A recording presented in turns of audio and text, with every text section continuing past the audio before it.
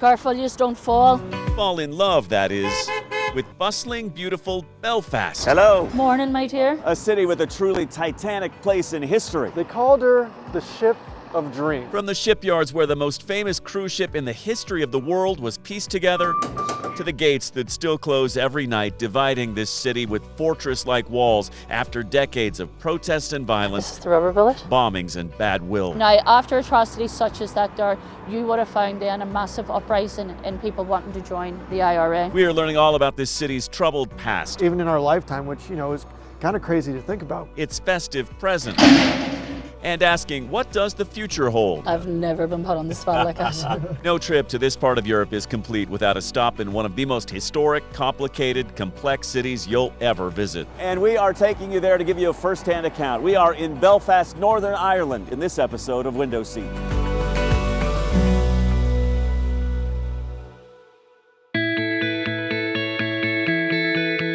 All right, first, some introductions. I'm Jeremy. What if I get between the building and the... That's Sean. I saw stuff about the Titanic. That's our pal Andy. I think it's pretty representative of what you might find in a lot of places around here. This is our friend Drew. I got Instagram. And here's our tour guide for the day, Paula, I always come prepared. tasked with telling us as much as there is to know about Belfast, Northern Ireland in 24 hours, and more than just the Hollywood version. Have you watched the likes of Michael Collins or The Wind That Shakes the Barley? When you consider the history of this place, that is not going to be an easy thing to do.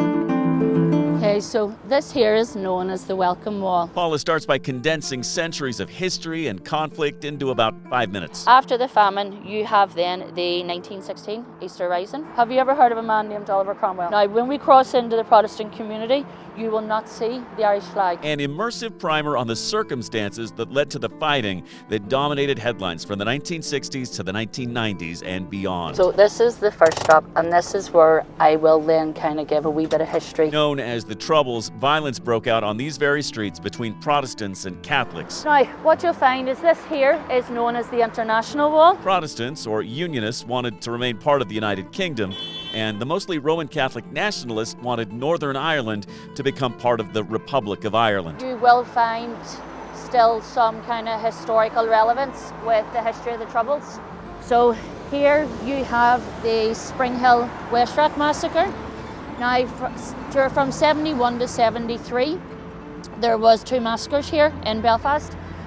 One on the wall here, and another was known as the Ballymurphy massacre. Yeah, if you're a child of the 80s like I was, you have a vague knowledge of what was going on in Belfast. I know that in 72, the year I was born, that was the most violent year of the Troubles, as they're called. But then when I was a kid, I'd watch the morning news, and I'd certainly see a reporter standing in Belfast in front of some burned-out building or bombed-out structure. The biggest bomb exploded outside a car showroom in Oxford Street, only half a mile from the city centre. And it wasn't entirely about religion. It was really about independence. A lot of people, when they come to Belfast and they do the tour, they're under the illusion that it was a religious fight, that it was Catholics against Protestants, not realising that it was, and always was, a fight against the British Empire, and how that fight has been going on for over 850 years. And as you enter through the second set, that's you entering into the Protestant community then. Stunning that there are still gates between the Protestant and Catholic neighborhoods of Belfast that close every single night. This here used to be the Biardo Bar. Paula took us to memorials and historic sites in both neighborhoods, like this former bar on the Protestant side, where in 1975, the IRA launched a bombing and shooting attack that left 5 people dead. So the front of the garden is in memory of the Biardo Bar, and then in behind you will see then it's populated with different atrocities that have occurred throughout the Troubles, whether it be in Belfast or in England. Got a face for all these victims, and just shows you how violent and indiscriminate some of these bombings were. Kids died. It's brutal.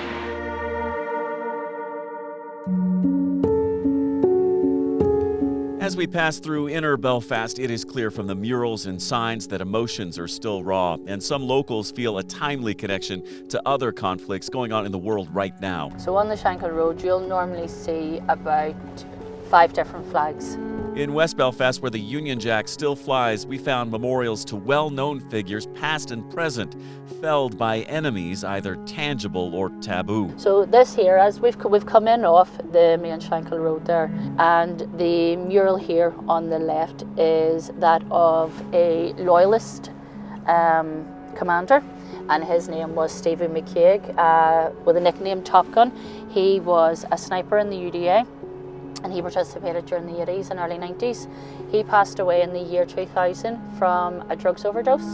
Now, if you're interested in the kind of tour we're taking, they're called black cab tours, and they're very popular here in Belfast. Basically, you hire a driver for the day, and they take you to all the historic sites from the Troubles. We'll put a link for Paula's in the description below.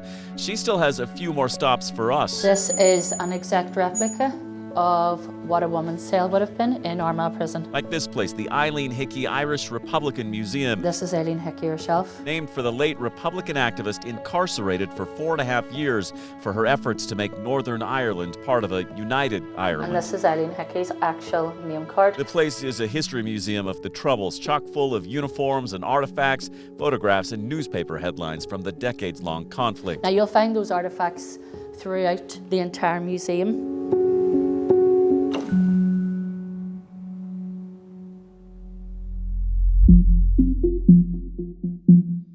Around every corner in this city, it seems there's a different memorial garden. And all the names that you find in here and all the pictures up there on the peace wall, they're all from the Clonard area. Or a larger-than-life mural to a hero or martyr. Bobby Sands was painted. He was put up here in 1981 after he passed away on hunger strike. Bobby Sands lasted 66 days on hunger strike. But you'll also find a lot of hope for the future. So this one runs for almost 3 miles, and this sits at 45 feet high. On the massive peace wall separating both factions to this day, tens of thousands of tourists from all over the world have stopped, shared their artwork, signed their name, and left a message of peace. And you see the bottom half of it, it's all lovely and colourful, it's full of millions of signatures. And then as you look up, you see the military side of it, you see the green corrugated iron and the wired fencing. And if this many people are wishing for it, you have to hope it comes true. If you'd asked me years ago, I wouldn't have said it would have happened in my lifetime, but to be honest, the way things are changing, and they're changing fast, I dare say you could see change a lot quicker than expected.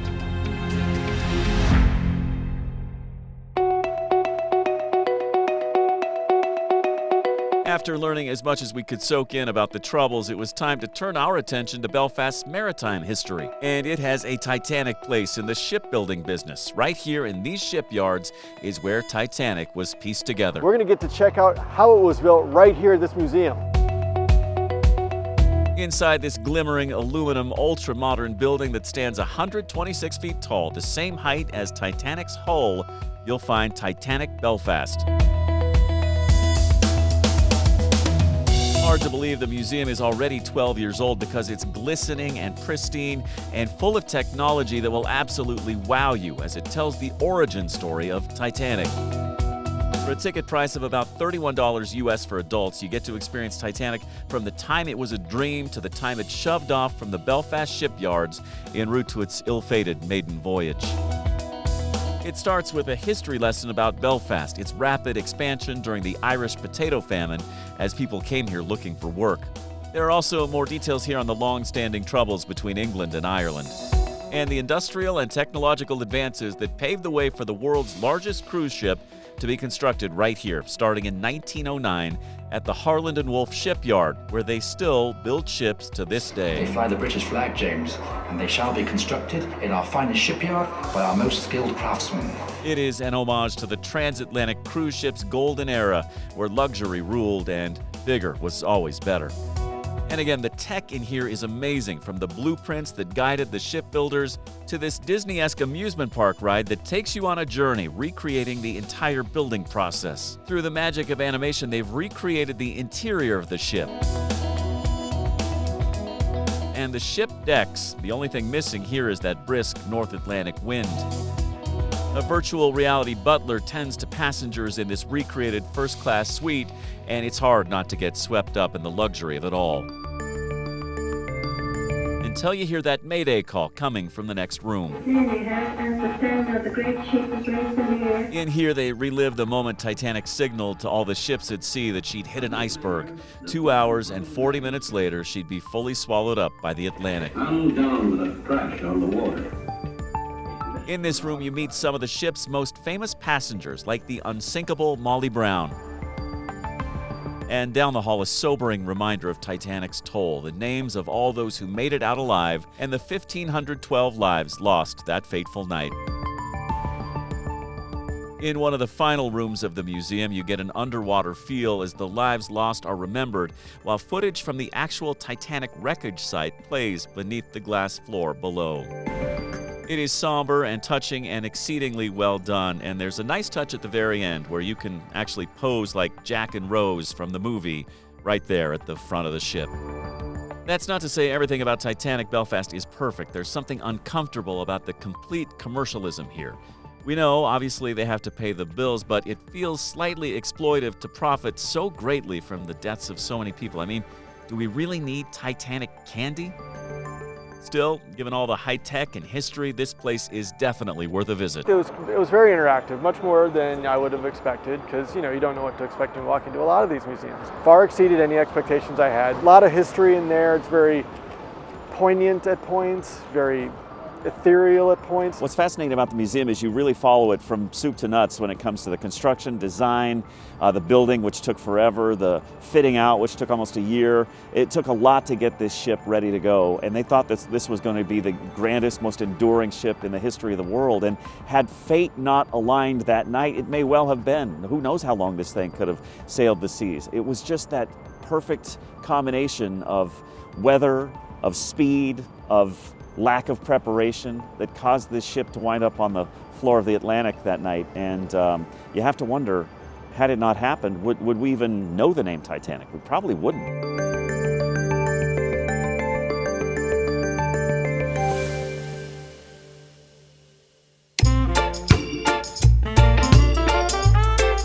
Okay, so as you may have gathered, Belfast is kind of a heavy place, a place with a history of heartbreak and loss, and while we loved learning all about that, we decided it was time to lighten the mood a bit. So we headed straight for the neon umbrellas of Commercial Court. They light the way to the most iconic bar in all of Belfast, the Duke of York. You'll find it along a narrow alley in the historic Half Bap area of town. The perfect mix of whiskey and music, friendly folks, and local characters. This place was a pub for 200 years, but it was blown up by terrorists in 1972.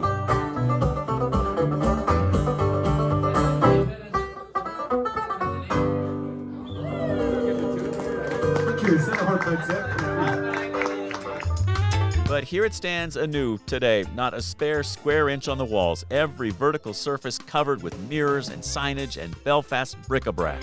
If you want a memorable night out in Belfast, you gotta come here. A good old school Irish pub.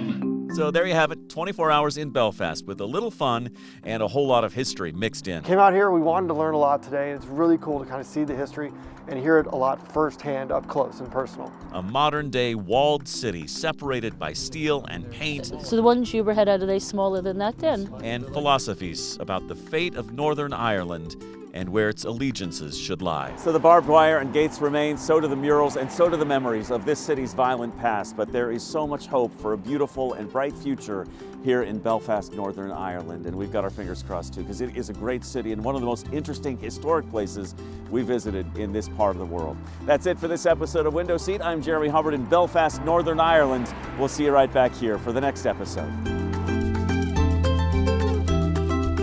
And that episode drops next Friday at 8 a.m. Eastern as we continue our adventures all around the world in our attempt to visit every country on the planet. Do us a favor and like and share this video if you're so inclined, and leave a comment below about your Belfast experience and whatever we may have left out. Also, we'd really love it if you hit subscribe so we can share our travels together, and we hope you'll enjoy one of these other episodes from Window Seat.